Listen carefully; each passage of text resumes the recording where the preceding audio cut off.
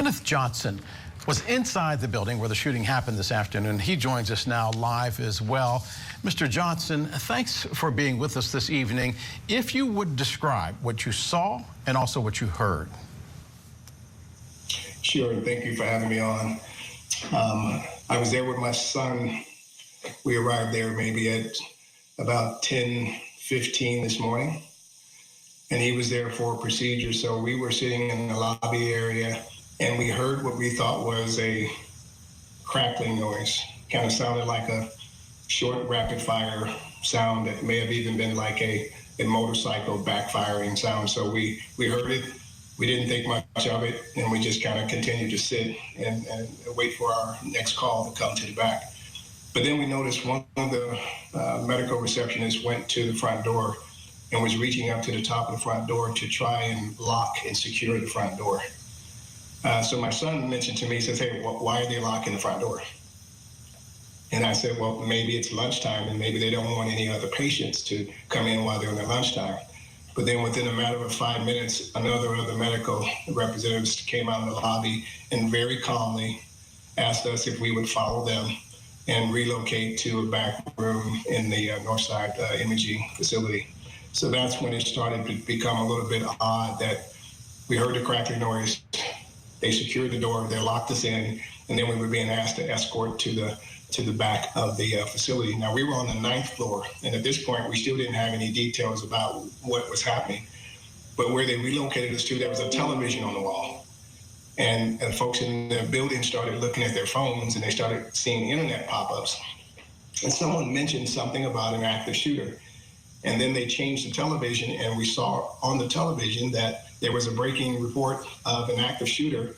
And when the person was describing the location of the active shooting, they gave the address of the building. And the address of the building was the building that we were in. Now, we were in suite number 900, so we were on the 9th floor. And as they continued to describe the event on the television, they mentioned that the active shooter was on the 11th floor. So that's when it became a little bit tense, because there were several people there with me that also heard the same news that potentially this active shooter was on the 11th floor. Mr. Johnson, I'm not going to let you walk away from the emotions that we just saw just moments ago as you came to the realization that what we are seeing unfolding across this country over and over again has now not only landed in your backyard, it has landed in your lap. What was that emotion like upon learning that you were that close? I'll be honest, it didn't create any sense of angst initially, because I'm a military veteran. I served 21 years in the military, so I've kind of been conditioned to, when you think there's a crisis, the first thing I do is I start just kind of thinking about things and kind of watching what's going on around me. But I will say that once all that information started coming out, there were people around me that was talking about what they were reading on the internet, what we were seeing on the television. And that's when you started seeing a little bit of tension build, inside the facility, because folks wanted to go home. They were making phone calls.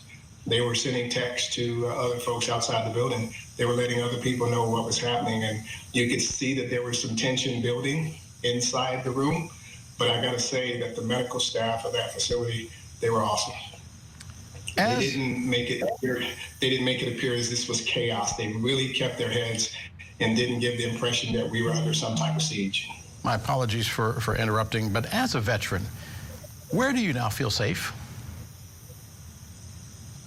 I'm sorry, can you repeat the question? As a veteran, as someone who has been on the front lines of combat, now here in the United States home, where do you now feel safe?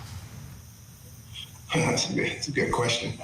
I talked to my son a lot about that, and I said, the safest time for me was when I was on the inside, because I often knew the difference between reality and what wasn't really happening. But when you're out here in the streets, real life happens.